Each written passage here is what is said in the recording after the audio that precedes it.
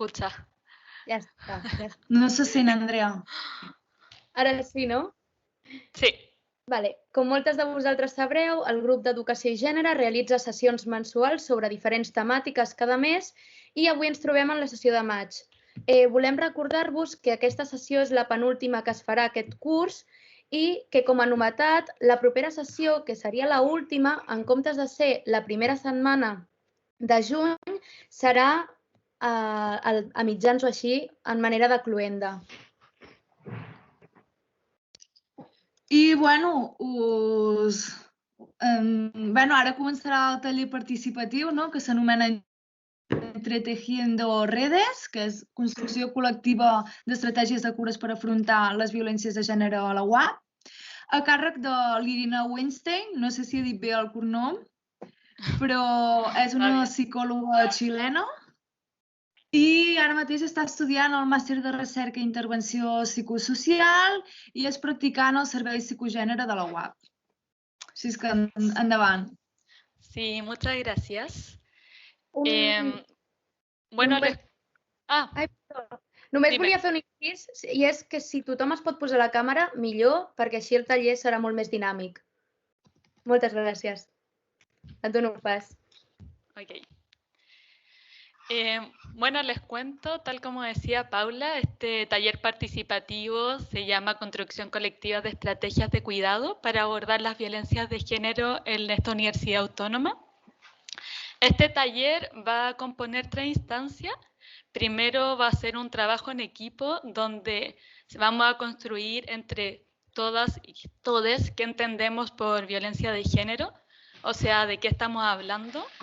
Luego vamos a hacer otro trabajo grupal donde vamos a hacer esta co-construcción de estrategias comunitarias.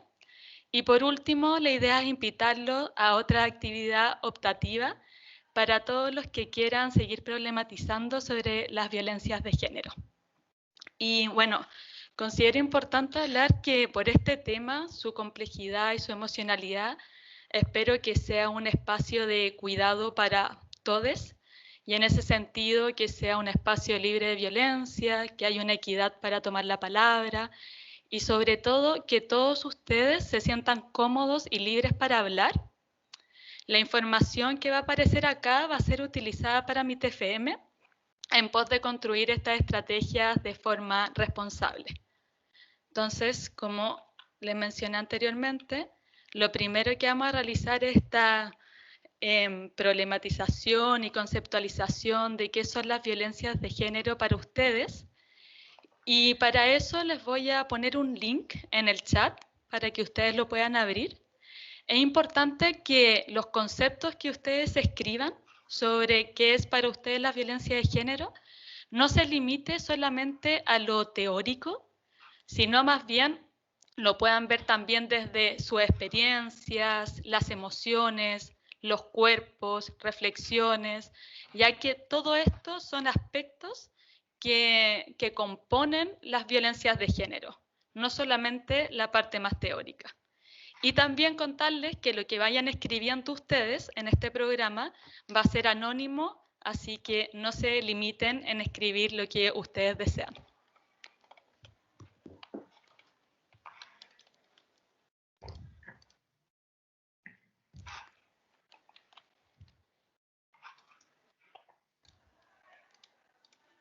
Entonces, acá en el chat, como pueden ver,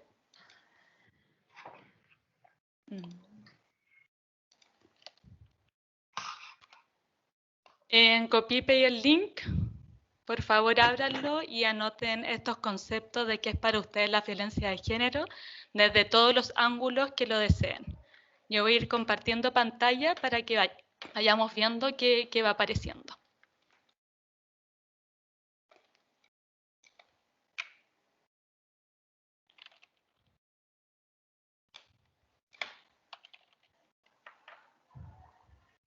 Cuando terminen de escribir los conceptos le ponen Enter, claro, ahí van apareciendo los otros.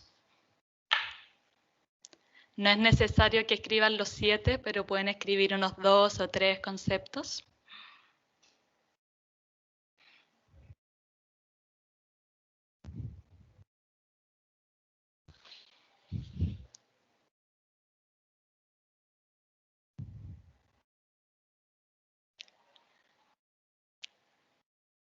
Ya.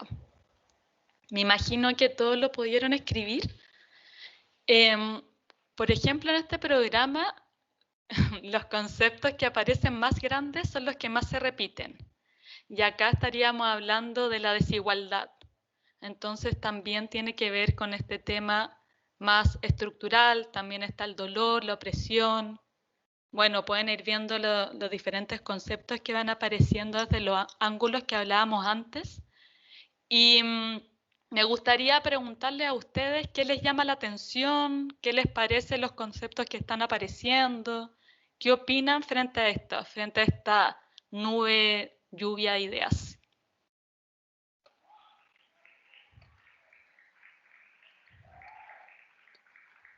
Pueden ir comentando libremente.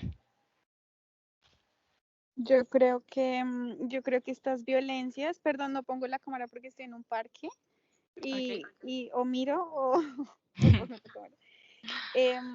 Creo que estas violencias, bueno, no sé, aquí me llama mucho la atención el que dice invisibles y sutiles, porque es así, o sea, ahora que estaba como acordándome de en varios contextos, creo que muchas veces precisamente como que se normalizan comentarios o se normaliza como el poder que se tiene pues desde la figura masculina con respecto a los actos que hacen como las mujeres y esto, y son tan normalizados que se invisibiliza que es violencia, hasta que uno como que ya sale de ese contexto, de esa situación, uno llega a su casa y dice, ve, oiga, es que fui violentado, ¿sabes? O sea, me acaban de violentar y me acabo de dar cuenta, y la respuesta llega justamente cuando ya no estás en ese momento, pero precisamente por eso, porque se ha normalizado mucho, y pues no sé, me llamaron mucho la atención esas dos palabras.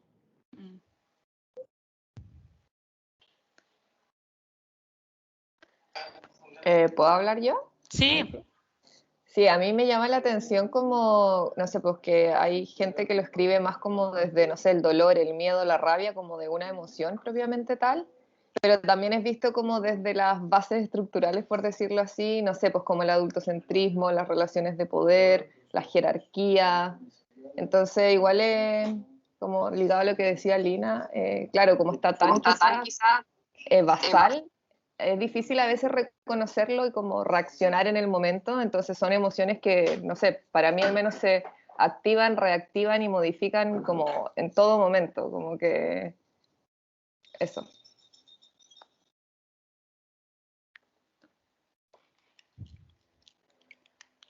¿Alguien más quiere comentar?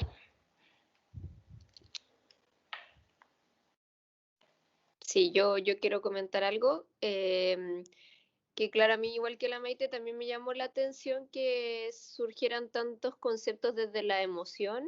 Creo que a mí me pasa que en general lo racionalizo mucho. Y como ella bien dice, creo que es algo que es tan cotidiano, que nos atraviesa como en lo cotidiano, en nuestra experiencia personal, en el día a día, que es difícil conceptualizarlo en 7 palabras, porque yo lo veo al menos en todos los aspectos, en todas las áreas de nuestras vidas, como es algo tan estructural, tan basado en una estructura colonial y occidental de la construcción de la idea de género, que es difícil como escoger solo unos conceptos para hablar de ello. Eso.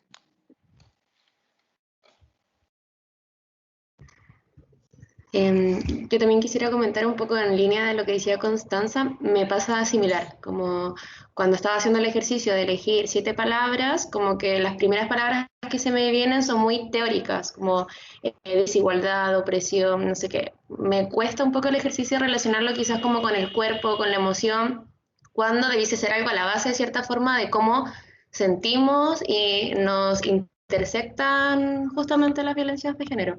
Así que igual me parece todo un ejercicio que hacer y como de repensarlo un poco también desde otros ámbitos que no sea solo el teórico.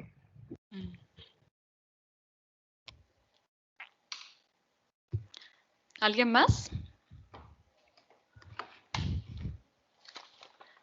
Bueno, entonces sí, podemos ir viendo todo lo que plantea Lina sobre esta cotidianidad más invisibilizada, acciones más sutiles, que que se relaciona también con lo que estaba planteando Maite y Constanza, de que la sorpresa, ¿cierto?, que aparezcan tantos conceptos desde lo emocional y que al final la violencia de género significa mucho más de lo que podemos leer en los textos, sino que es algo que va apareciendo constantemente de una manera estructural y muchas veces ni siquiera tenemos conciencia de esto, de lo que se va viviendo.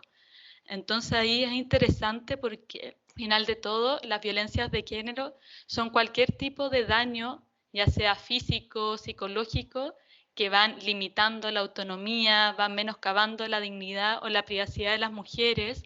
Y puede ser que lo físico sea más visible, pero existen muchos tipos de violencia. Y también existe violencia acá dentro de la universidad, que de por sí es un espacio bastante jerárquico. Por lo tanto, es interesante acá lo que van poniendo, esto del pensamiento heterosexual, la transfobia, o sea, cuántas capas y maneras y espacios, desde dónde estamos viendo finalmente cuáles son todas estas violencias de género y cómo las vamos viviendo. Y lo importante es también ver que a pesar de los tipos o la frecuencia o los lugares donde ocurren, todas están provocando sufrimiento. A pesar de nuestras diferencias, ninguna de las violencias debería estar aceptada y todos provocan dolor y cierta sintomatología. Entonces, la idea de esta lluvia de ideas, como le comenté al comienzo, es primero conceptualizar el fenómeno, es hacer esta co-construcción de saberes, que todos tenemos algo que decir y alguna sabiduría de aportar, y también poder delimitar el tema, tener esta fase diagnóstico, para luego crear estrategias colectivas. Por lo tanto, para esto, ya que estamos mencionando que las violencias de género existen de diferentes ámbitos, también es importante, como planteaba, que ocurren en la universidad, y para eso existen bastantes recursos de la universidad y protocolos, estas respuestas más institucionales, que Arantxa, quien es la representante del Centro de Psicogénero, nos va a explicar cómo funciona psicogénero, cómo funciona el protocolo, y vamos a poder escucharla desde ahí. Bien. Ahí, por favor, Arantxa. Hola, buenos días a todas. Como decía Irina, soy Arantxa Sabanés, la psicóloga colaboradora del Servicio de Psicogénero de aquí de la Universidad Autónoma. No sé si conocéis nuestro servicio. ¿Alguna de vosotras lo conoce? ¿No? Bueno, pues entonces ya aún tiene más importancia mi intervención hoy con vosotras. Bueno, como decía Irina, en la universidad hay diferentes instrumentos, más, bueno, he dicho institucionales, algunos más, algunos menos, para combatir las desigualdades y las violencias de género. No sé si conocéis el protocolo de la Universidad Autónoma. ¿Conocéis nuestro protocolo? El protocolo un poco que está creado para proteger a toda la comunidad universitaria y prevenir y actuar contra el acoso sexual, el acoso por razón de sexo, orientación sexual, identidad de género o expresión de género y la violencia machista. Lo leo porque, como veis, es un título muy, muy largo para nuestro protocolo. Y este protocolo nos ampara a todos, a toda la comunidad universitaria. Lo podéis descargar desde la página del Observatorio. El Observatorio por la Igualdad lo conocéis, ¿verdad? Desde su página web encontraréis el protocolo. Entonces, en cualquiera de estas situaciones de acoso o violencias machistas, podéis activar este protocolo. Yo no os doy más detalles porque creo que está bien que le echéis un vistazo, que lo podáis leer, pero sí me presto la unidad de psicogénero por si alguna de vosotros o alguno de vosotras tiene alguna duda y quiere informarse al respecto. ¿De acuerdo? Dentro de este protocolo está dentro del plan de igualdad, pues dentro de también este plan de igualdad tenemos el servicio de psicogénero. Como ya habéis visto, porque supongo que además sois conscientes, durante los últimos meses se han identificado, bueno, últimos meses y el último año, se han intensificado desigualdades y abusos ya existentes. Han aumentado los malestares, los conflictos emocionales propios e interpersonales relacionados con el género, así como casos de micromachismos y violencias de género. O sea, sí ya existían, bueno, con la situación que nos ha tocado vivir se han intensificado. Además, como ya sabéis, son desigualdades y malestares y violencias que muy a menudo son invisibles, como comentaba Irina hace un momento, o difíciles de identificar, por ser emocionales, psicológicos y estar naturalizados por todos nosotros. Pero está claro que nos limitan en nuestro presente y en nuestro futuro. Por todo esto y por todo este tipo de situaciones, el observatorio pone a disposición de toda la comunidad universitaria, no solo estudiantes, sino también personal que trabaja, un servicio de acogida a través de la unidad de psicología es la unidad de psicogénero del Servicio de Psicología y Logopedia. No sé si lo conocéis, se llama SPL y está dentro de la Facultad de Psicología.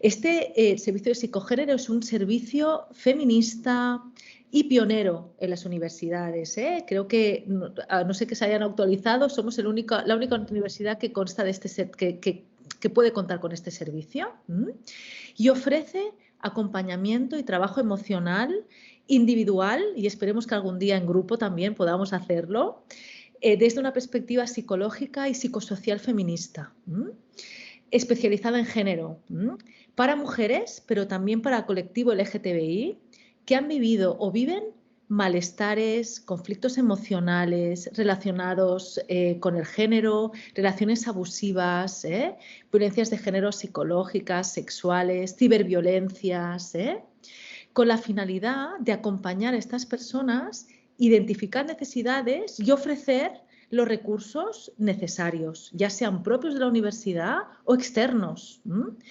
Para ello contamos con la colaboración de diferentes instituciones, entidades especializadas, ¿no? a las que también podemos derivar los casos que creamos que son necesarios. ¿Cómo podéis contactar con nosotras? Pues podéis contactar con nosotras ya sea vía telefónica. Mira, podría haber compartido con vosotras nuestro díptico. Nuestro teléfono es el 93-581-4896. También podéis buscar información en nuestra página web. O bien enviarnos un mail que nosotras recibimos directamente, sin filtros, y contestamos personalmente. Y nuestro mail es psicología.perspectiva.genera@uab.cat. Es un poco largo, pero dice mucho. Nuestro horario de atención son los miércoles, de 10 a 3 de la tarde. ¿De acuerdo?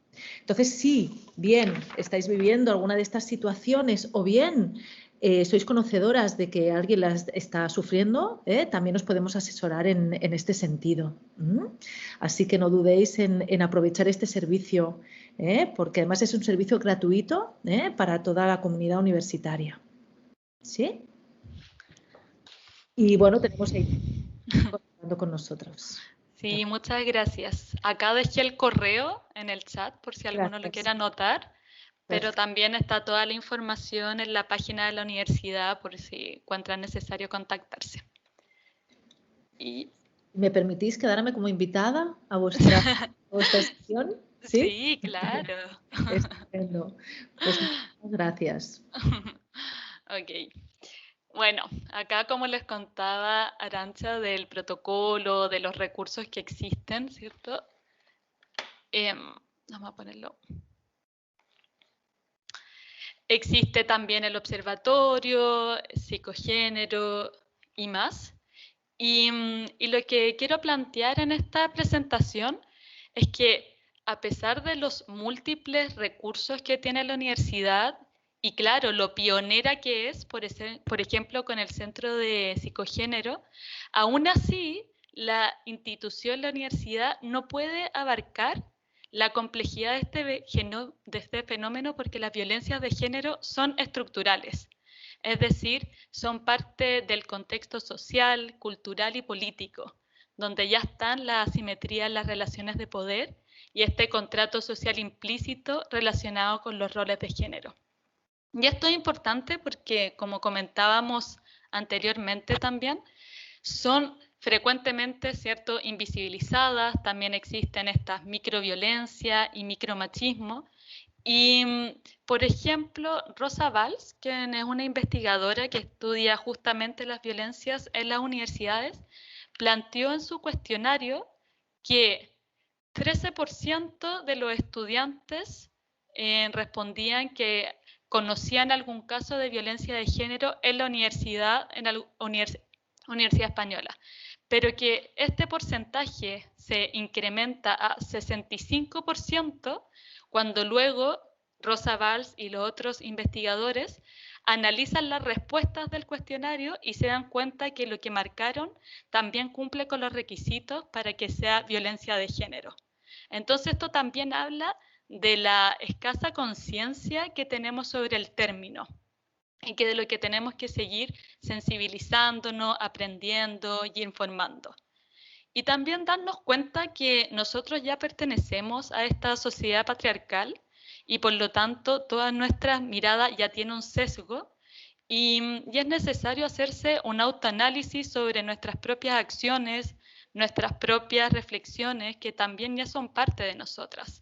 Por lo tanto, tenemos que vivir con esta incomodidad constante de ir cuestionándonos y saber que no somos ajenas a la construcción social.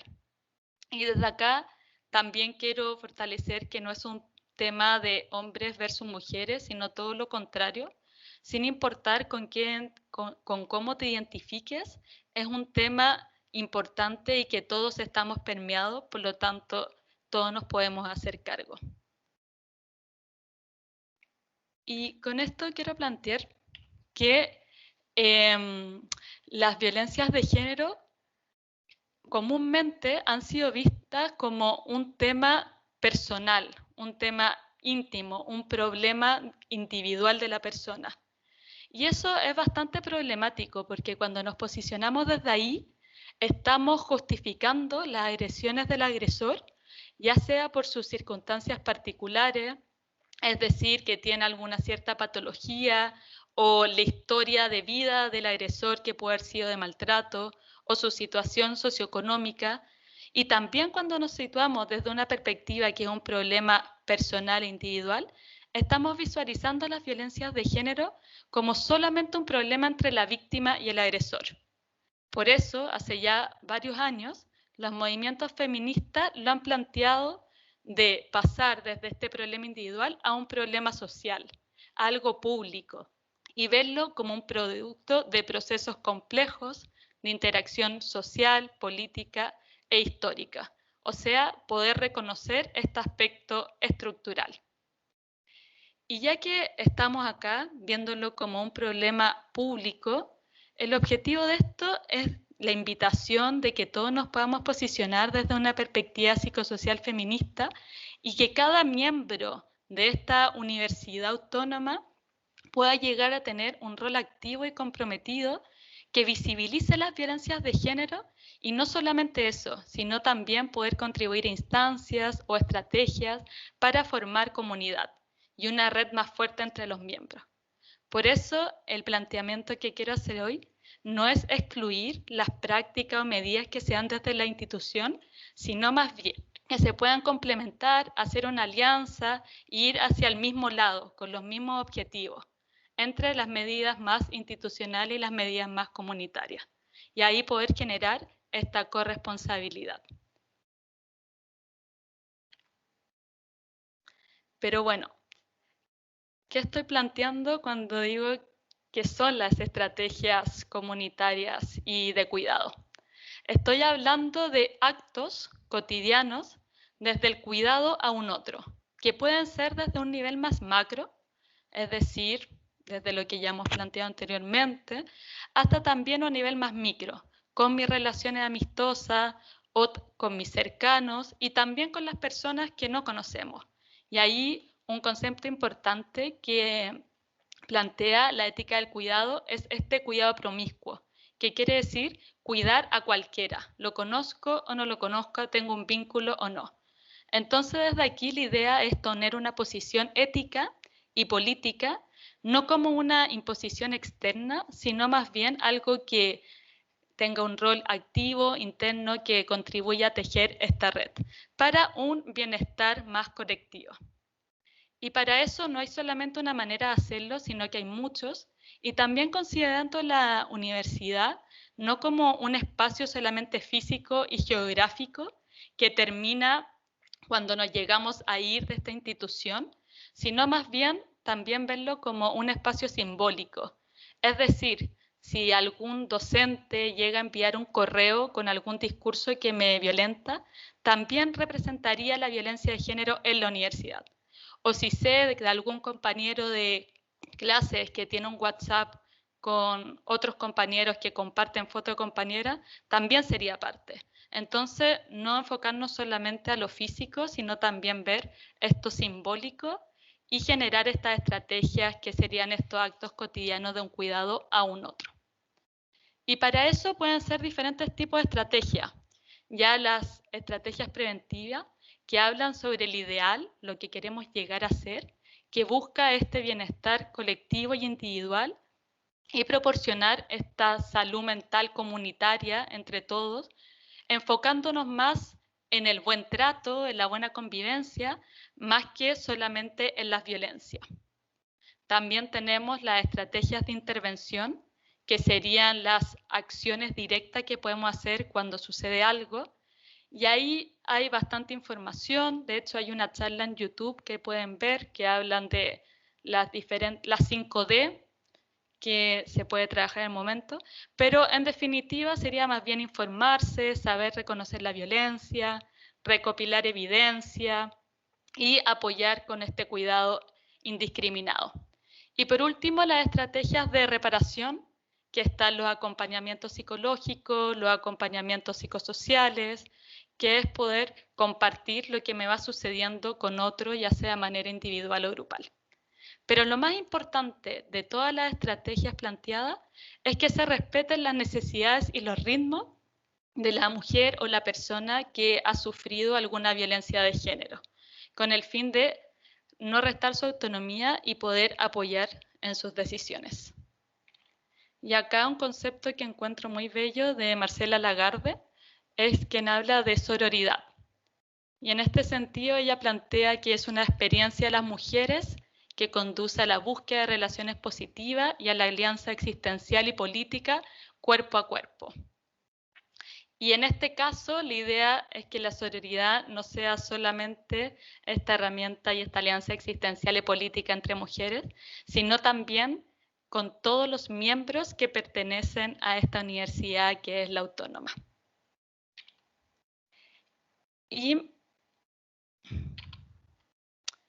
también importante plantear, yo quise poner estos dos casos como un extremo, aunque tal vez no son tan así, pero la idea es no solamente hablar de este ideal que queremos llegar a esta cultura del cuidado y estas prácticas indiscriminadas, sino también visibilizar cuáles tensiones se van encontrando constantemente en estos casos.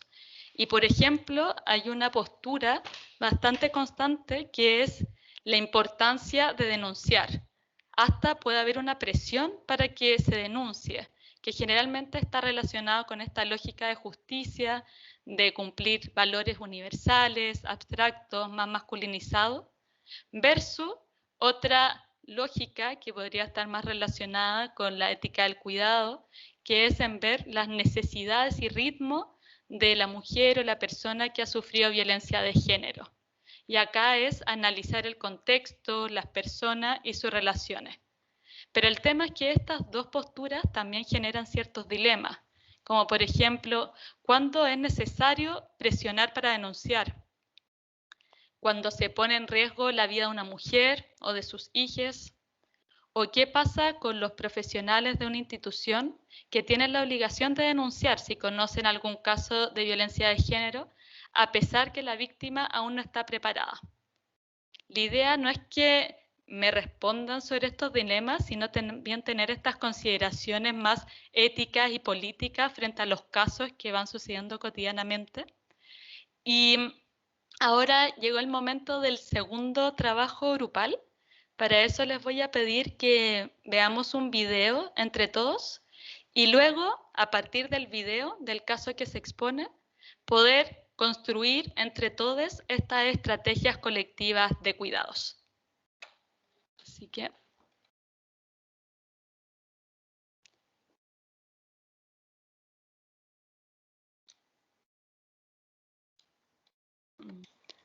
Bueno, si alguien quiere comentar algo por mientras, bienvenido.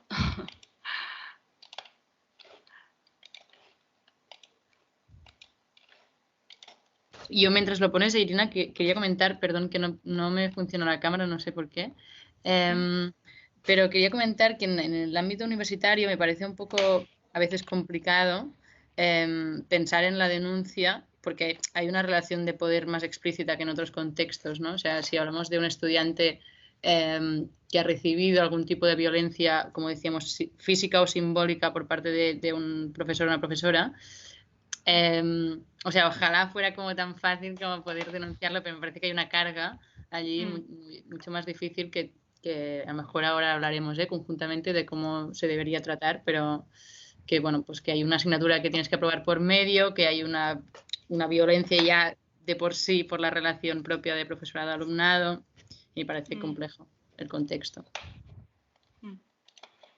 Sí, total. O sea, creo que existe este conflicto de lo que uno espera y lo que se ve lo mejor posible, pero también qué sucede con la persona si es que lo necesita o no lo necesita, o cuáles van a ser las repercusiones, o todo el proceso burocrático también que conlleva el denunciar, que no solamente decirlo, sino también tener las evidencias, buscarlas. Por lo tanto, es un tema más complejo de solamente proponerlo, ¿no? Que creo que es muy interesante de discutir, claro, por lo que tú dices, que también la universidad en sí ya son un espacio muy jerárquico y ya existen estas asimetrías de poder, por lo tanto es más complejo según el rol donde uno se está posicionando. Y ahora creo que no va a haber problema. Dale. Bueno, me parece interesante destacar las que sois estudiantes de la casa, incluso docentes.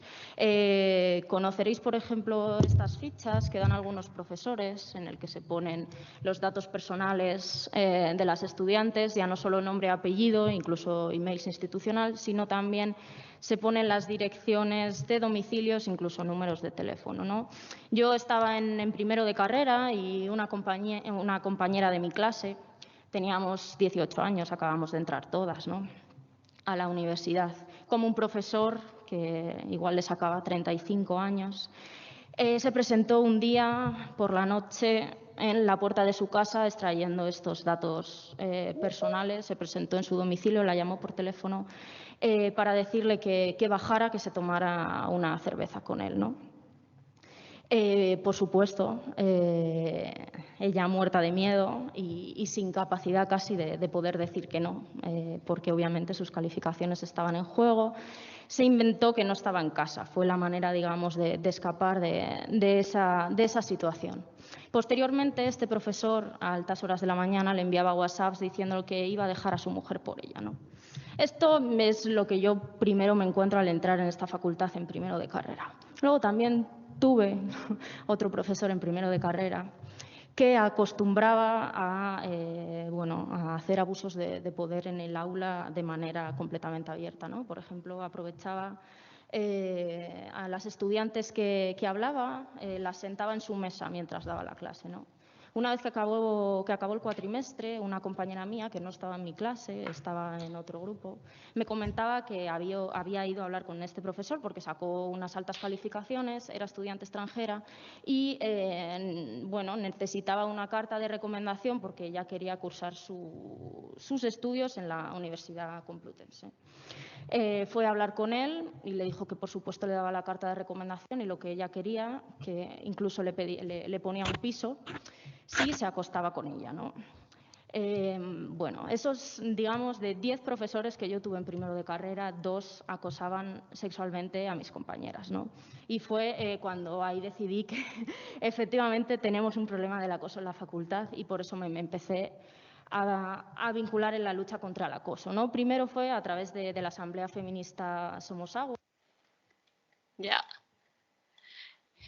Primero que todo les recomiendo, si tienen la posibilidad de ver este video, está en YouTube y es bastante interesante, es en la Universidad Complutense de Madrid, que diferentes mujeres van comentando cómo han sufrido acoso, ya sea de manera directa o de manera indirecta, pero que siguen implicados y les sigue afectando, como en el caso de esta chica que podemos ver. Y ahora la idea es hacer, yo creo, 2 grupos, si es posible, y ahí sí me ayudan con la tecnología, donde se puedan generar estrategias, ya sean preventivas, de intervención y reparación, en este caso particular, considerando lo que está diciendo la chica en esta universidad.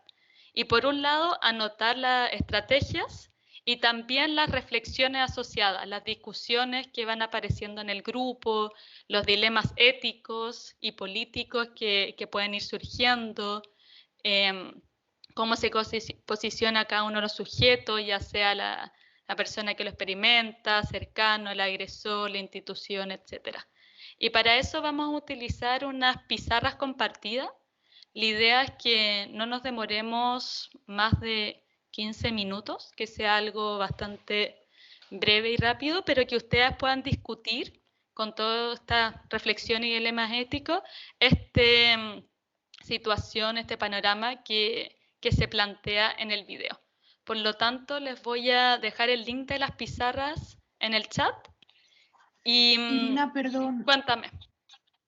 A las 2 aproximadamente tendríamos que ir acabando, ¿eh? Sí, esto es lo último. Después solamente queda una pequeña invitación. ¿Vale? Así que hasta pueden ser unos 10 minutos si es que tenemos que hacerlo un poco más rápido. Ya. Vale, Irina, justo voy a empezar a hacer las 2 salas, ¿vale? Ya, genial. Veréis que se os va a distribuir aleatoriamente en 2 salas y en principio es automáticamente. Ok. Aquí lo importante es, claro, que puedan anotar estas reflexiones y estas estrategias y luego de 10 minutos poder comentarles qué se habló en cada uno de los grupos. ¿Dale? ¿Las inicio entonces? Sí, inícialas.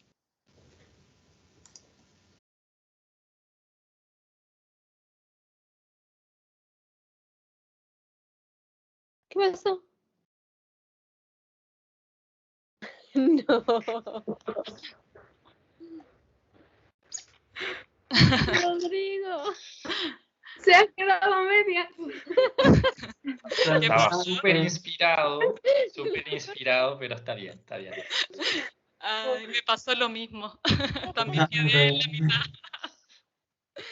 Está bien, está bien.